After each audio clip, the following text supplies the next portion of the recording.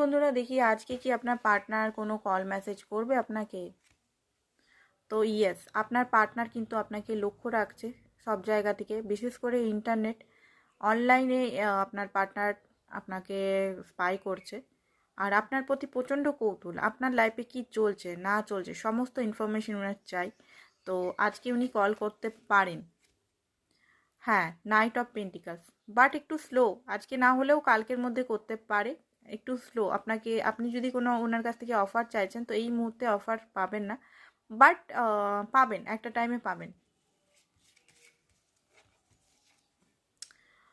Two of swords, উনি এখনো পর্যন্ত পুরোপুরি সিদ্ধান্ত নিতে পারেননি, কারণ ওনার লাইফে হতে পারে দুটো চয়েস আছে।